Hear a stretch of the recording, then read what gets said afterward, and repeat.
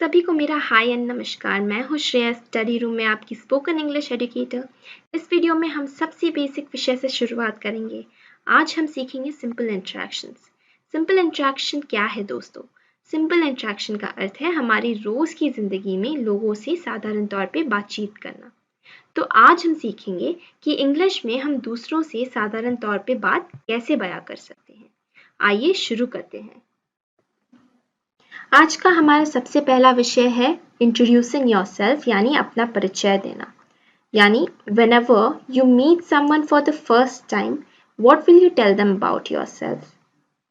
हम जब सबसे पहली बार किसी से मिलते हैं तो हम उन्हें अपने बारे में क्या बताएंगे, ये चीज आज हम लोग इस विषय के नीचे सीखेंगे। ठीक है, तो हमें दो तरीके से ये सवाल पूछे जा सकते हैं। एक होता है टेल मी अबाउट योरसेल्फ। क्या है? Tell me about yourself. या फिर इंट्रोड्यूस योरसेल्फ। मैं रिपीट करती हूँ, इंट्रोड्यूस योरसेल्फ। ये दोनों सवालों का अर्थ है मुझे अपने बारे में बताइए। तो ये सवाल जब हमसे कोई पूछेगा तो हम इसका जवाब कुछ इस तरीके से दे सकते हैं। तो सबसे पहली बात तो आपका नाम आपको बताना पड़ेगा, ये बहुत महत्वपूर्ण है। इसके अलावा आप किसी को क्या बता सकते हैं अपने बारे में? आप अपनी उम्र बता सकते हैं, आप किधर रहते हैं आप ये बता सकते हैं, आप ये बता सकते हैं कि आप कौन सी स्कूल में पढ़ते हैं और आपकी कक्षा कौन सी है। तो ये सारी चीज़ें अब हम सीखेंगे कि हम इंग्लिश में इसे कैसे बयां करें। तो उदाहरण के लिए ले लेते हैं कि मेरा नाम राहुल है। तो इस वाक्य को हम इंग्लिश में कहेंगे माई नेम इज राहुल, यानी मेरा नाम राहुल है।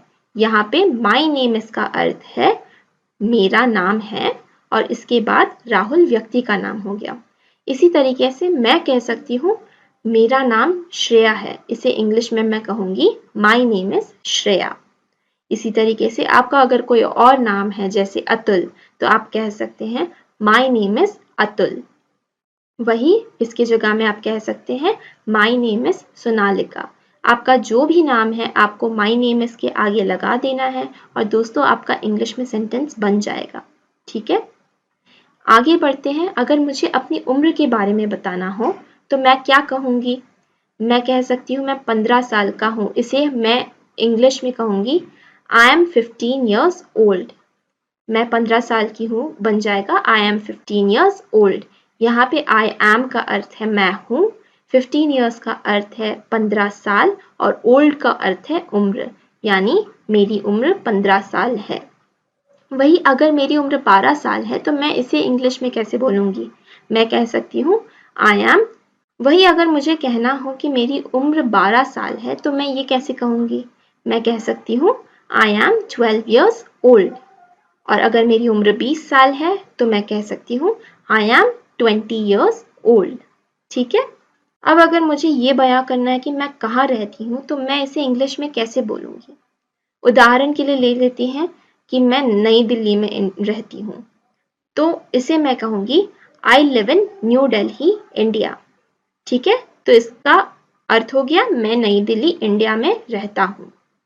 और उसी तरीके से अगर मैं कोलकाता में रहती हूँ तो मैं कह सकती हूँ I live in Kolkata India. तो यहाँ पे आई लिव इन का अर्थ हो गया मैं रहता हूँ और वही न्यू दिल्ली इंडिया जगह का नाम हो गया। ठीक है, और उसी तरीके से अगर मैं कहूँगी I live in Gurgaon India तो यहाँ पे आई लिव इन का अर्थ हो गया मैं रहता हूँ या मैं रहती हूँ गुड़गांव इंडिया जगह का नाम हो गया। तो इसी तरीके से आप जहाँ रहते हैं आप आई लिव इन के आगे अपनी जगह का नाम लगवा देंगे तो आपका इंग्लिश में सेंटेंस बन जाएगा। आगे बढ़ते हैं। अगर मुझे कहना है कि मैं किस स्कूल में पढ़ती हूँ तो ये मैं कैसे बोलूँगी इंग्लिश में? यहाँ पे उदाहरण के लिए दिया गया है मैं डीएवी पब्लिक स्कूल में पढ़ता हूँ। इसी चीज़ को अगर मुझे इंग्लिश में कहना हो तो मैं कहूँगी I study in DAV public school.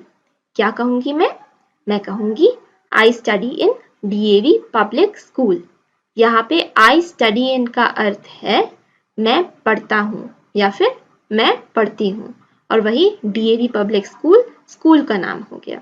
इसी तरीके से अगर मेरा स्कूल का नाम कुछ और है तो मैं कह सकती हूँ I study in Baldwin school, या फिर I study in Ryan international school, या फिर I study in bishop cottons school. तो इस तरीके से आपको बस अपने स्कूल का नाम आगे जोड़ देना है आई स्टडी इन के आगे, और आपका इंग्लिश में सेंटेंस बन जाएगा। आगे बढ़ते हैं। अगर मुझे किसी को अपनी कक्षा के बारे में बताना है कि मैं कौन सी कक्षा में पढ़ती हूँ, तो ये मैं कैसे बताऊंगी? यहाँ पे उदाहरण के लिए दिया गया है मैं 10वीं कक्षा में पढ़ता हूँ। इसी को अगर हम इंग्लिश में बोलेंगे तो ये कुछ ऐसा दिखेगा। हम कह सकते हैं आई स्टडी इन क्लास 10।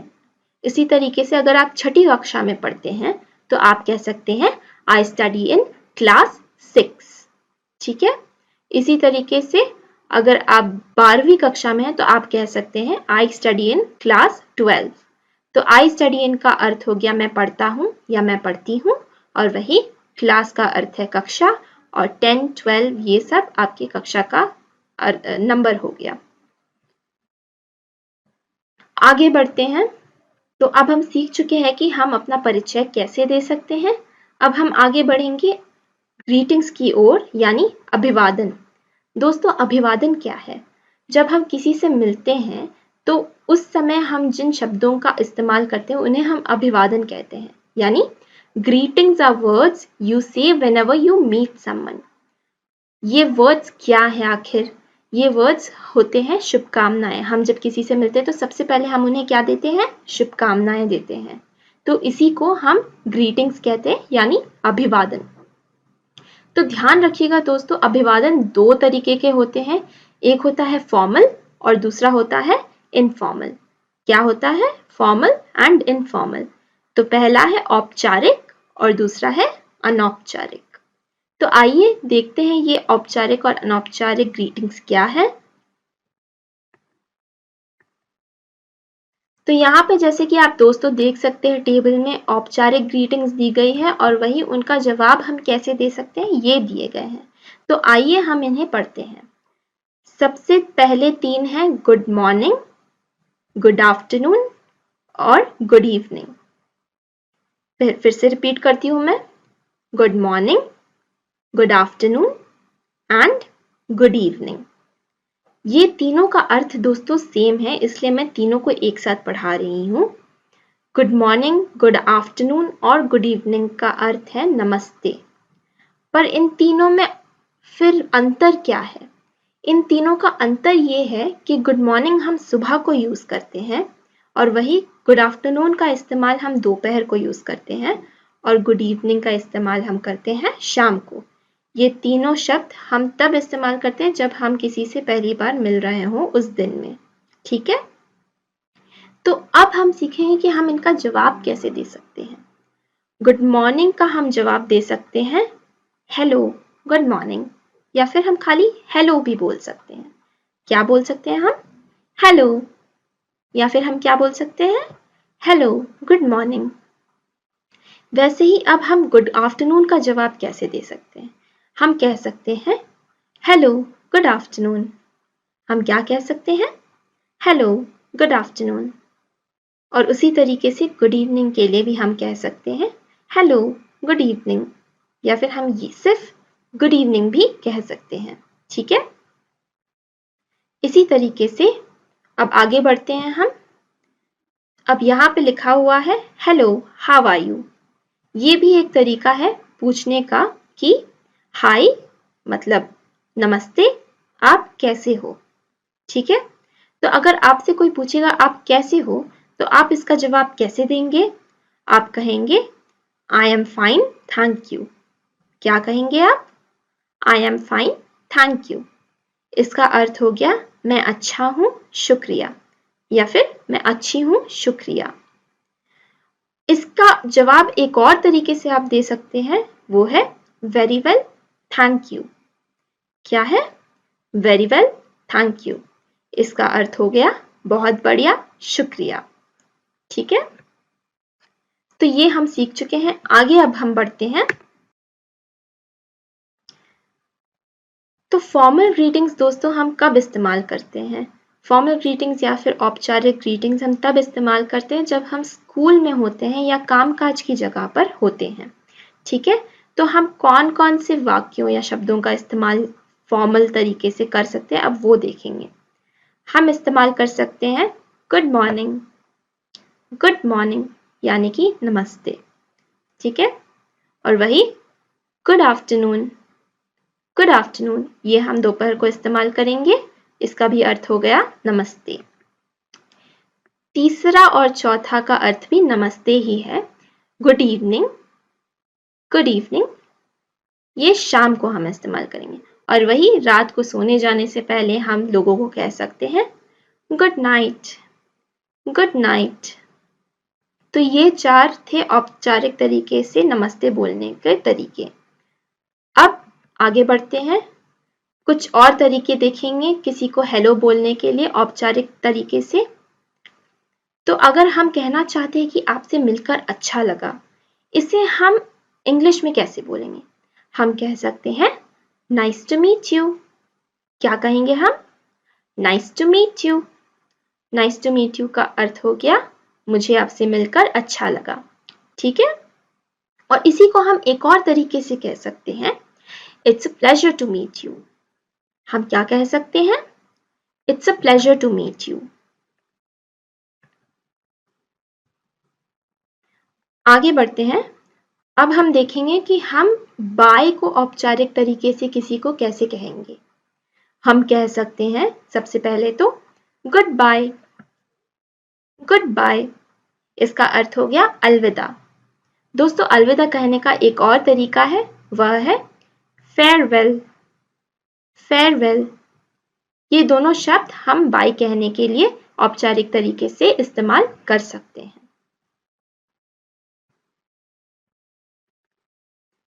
अब अगर हम कहना चाहते हैं कि हमें आपसे मिलने की आशा है या आपसे जल्दी मिलने की आशा है, तो इसे हम इंग्लिश में कैसे बोलेंगे? हम कह सकते हैं hope to see you soon. क्या कहेंगे हम?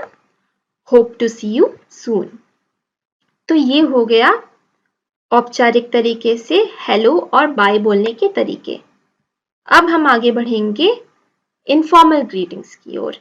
इनफॉर्मल ग्रीटिंग्स हम इस्तेमाल कब करते हैं दोस्तों? हम इनफॉर्मल ग्रीटिंग्स का इस्तेमाल तब करते हैं जब हम दोस्तों और अपने परिवार वालों के साथ हों। ठीक है, तो इनफॉर्मल तरीके से हम किसी को कह सकते हैं हेलो, या फिर हम कह सकते हैं हाय, या फिर हम कह सकते हैं हे। हेलो, हाय, हे, ये तीनों में से कोई भी एक शब्द का इस्तेमाल आप कर सकते हैं नमस्ते बोलने के लिए। किसके लिए आप इस्तेमाल कर सकते हैं? नमस्ते बोलने के लिए। इसके अलावा अगर आपको कहना है कि तुमसे मिलकर अच्छा लगा, इसे आप इंग्लिश में कैसे बोलेंगे? इसे आप इंग्लिश में कह सकते हैं it's good to see you. क्या कहेंगे आप? It's good to see you. इसी को अलग तरीके से, एक और तरीके से हम कह सकते हैं it's nice to see you. क्या कहेंगे हम? It's nice to see you. तो ये 2 तरीके हो गए तुमसे मिलकर अच्छा लगा कहने के लिए। आगे बढ़ते हैं, अगर हम किसी से बहुत समय से नहीं मिले हैं और हम उनसे कहना चाहते हैं मिले हुए काफी समय हो गया, तो आप कैसे ये बयां करेंगे इंग्लिश में? हम कह सकते हैं इट्स बिन अ वाइल। क्या कहेंगे हम? It's been a while. और वही एक और तरीके से हम इसी सेम चीज को कह सकते हैं, वह है लॉन्ग टाइम नो सी। हम क्या कहेंगे? लॉन्ग टाइम नो सी। इन दोनों का अर्थ हो गया मिले हुए काफी समय हो गया है। अब हम आगे बढ़ेंगे बाय कहने के अनौपचारिक तरीकों में। तो बाय कहने के लिए हम यूज कर सकते हैं बाय या बाय बाय, बाय या फिर बाय बाय। इन दोनों का अर्थ हो गया अलविदा। और इसके अलावा अगर हम कहना चाहते हैं किसी से जल्द ही मिलेंगे, तो हम कह सकते हैं सी यू सून। हम क्या कहेंगे? हम कहेंगे सी यू सून। दोस्तों, अब हम औपचारिक और अनौपचारिक तरीके से लोगों को अभिवादन कैसे देते हैं ये सीख चुके हैं। अब हम आगे बढ़ेंगे फैमिली रिलेशंस की ओर, यानी पारिवारिक संबंध। तो दोस्तों, जैसा कि आप स्क्रीन पर देख सकते हैं, यहाँ पे एक फैमिली ट्री दिया गया है। फैमिली ट्री किस चीज में हमें मदद करता है? फैमिली ट्री हमें मदद करता है परिवार की कई पीढ़ियों में लोगों के बीच संबंधों को दर्शाने के लिए। तो दोस्तों, इसके द्वारा अब हम सीखेंगे कि हम अपने परिवार वालों को इंग्लिश में क्या कह सकते हैं। ठीक है, यानी कि अपने परिवार वालों को हम इंग्लिश में क्या बुलाएंगे। तो चलिए आगे बढ़ते हैं। तो सबसे पहला है मदर, मदर या फिर मॉम, मॉम। इसका अर्थ है माँ। तो हम अपनी माँ को मदर या फिर माँ बुला सकते हैं। वैसे ही हम पिताजी के लिए इस्तेमाल कर सकते हैं फादर, फादर या फिर डैड, डैड। ये दो शब्द हम पिताजी या पापा के लिए इस्तेमाल कर सकते हैं। अब बढ़ते हैं, अगर हमारी दादी या नानी हो, उन्हें हम इंग्लिश में क्या बुला सकते हैं? हम उन्हें बुला सकते हैं ग्रैंड मदर, ग्रैंड मदर या फिर ग्रैंड माँ, ग्रैंड माँ। ये दोनों शब्द हम अपनी दादी या नानी के लिए बोल सकते हैं। उन्हें ग्रैंड मदर या ग्रैंड माँ बुला सकते हैं। उसी तरीके से दादा या फिर नाना को हम 3 शब्दों से बुला सकते हैं इंग्लिश में। पहला है ग्रैंडफादर, ग्रैंडफादर। दूसरा होगा ग्रैंडडैड, ग्रैंडडैड। तीसरा है ग्रैंडपा, ग्रैंडपा। ये तीनों शब्द दादा और नाना के लिए हम इस्तेमाल कर सकते हैं। वही अगर हमारे भाई हो या भैया हो, उन्हें हम इंग्लिश में बुलाएंगे ब्रदर, ब्रदर। अगर हमारी बहन हो तो हम उन्हें इंग्लिश में बुलाएंगे सिस्टर, सिस्टर। अगर हमारी सास हो तो उन्हें हम इंग्लिश में बुलाएंगे मदर इन लॉ। क्या बुलाएंगे? Mother in law. वही ससुर को इंग्लिश में बोलते हैं father in law, father in law. इसके अलावा अगर हमारे साला या देवर या बहनोई हो तो इन तीनों लोगों के लिए इंग्लिश में एक ही शब्द का इस्तेमाल किया जाता है दोस्तों, वो है brother in law, brother in law. उसी तरीके से अगर हमारी भाभी हो, देवरानी हो या जेठानी हो, इन तीनों लोगों के लिए भी हम एक ही शब्द का इस्तेमाल करते हैं इंग्लिश में, और वो है sister in law, sister in law. आगे बढ़ते हैं। अगर पत्नी हो, पत्नी को हम इंग्लिश में बुलाते हैं वाइफ, वाइफ। और वही पति को हम इंग्लिश में बुलाते हैं हस्बैंड, हस्बैंड। आगे बढ़ते हैं दोस्तों। अगर हमारे चाचा हो या ताऊ हो या मामा हो या फिर फूफा या मौसा हो, इन 5 लोगों के लिए इंग्लिश में खाली एक ही शब्द का इस्तेमाल किया जाता है, वह है अंकल, अंकल। इसके अलावा अगर हमारी चाची, ताई, मामी, बुआ या मौसी हो तो इन 5 लोगों के लिए भी इंग्लिश में खाली एक ही शब्द इस्तेमाल किया जाता है, वह है आंट, आंट या फिर आंटी, आंटी। इन 2 शब्दों से हम अपनी चाची, ताई, मौसी, बुआ और मामी को पुकार सकते हैं। ठीक है। इसके अलावा अब अगर हमारा चचेरा भाई हो या चचेरी बहन हो, उन्हें हम इंग्लिश में क्या बुलाएंगे? उन्हें हम बुलाएंगे कजिन, कजिन। तो दोस्तों, अब हम पारिवारिक संबंधों को इंग्लिश में पढ़ चुके हैं और जान चुके हैं। आगे हम बढ़ेंगे अभ्यास की ओर। यहाँ पे जैसा कि दोस्तों आप देख सकते हैं यहाँ पे एक फैमिली ट्री दिया गया है। अब आपको करना ये है, fill in the tree with the names of your family members, यानी आपको यहाँ पे अपने फैमिली मेंबर्स के नाम लिखने हैं। जैसे यहाँ पे मैं दिया गया है, राइट? तो यहाँ पे आपको अपना नाम लिखना है नीचे में, ठीक है? मेरा नाम श्रेया है तो मैं यहाँ पे लिखूंगी श्रेया। इसी तरीके से यहाँ पे आपको अपनी बहन का नाम लिखना है, तो मैं अपनी बहन का नाम लिख दूंगी यहाँ पे सोनालिका। इसी तरीके से आपको अपने भाई का नाम लिखना है, अपने पिताजी का नाम लिखना है, अपने ग्रैंडफादर यानी दादाजी का नाम लिखना है, और ये आपको अभ्यास करना है। तो ये मैं उम्मीद करती हूँ कि आप ये कर लेंगे खुद। आगे बढ़ते हैं दूसरे अभ्यास की ओर। यहाँ पे आपको कुछ ये करना है, How would you say these sentences in English? यानी आपने अभी तक जो भी सीखा है उसके आधार पर आपको इन वाक्यों को अंग्रेजी में बोलना है और लिखना है।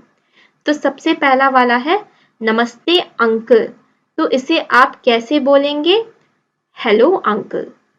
इंग्लिश में आप कहेंगे हेलो अंकल, और इसे आपको लिखना भी है साथ में। तो आप यहाँ साइड में लिखेंगे हेलो अंकल।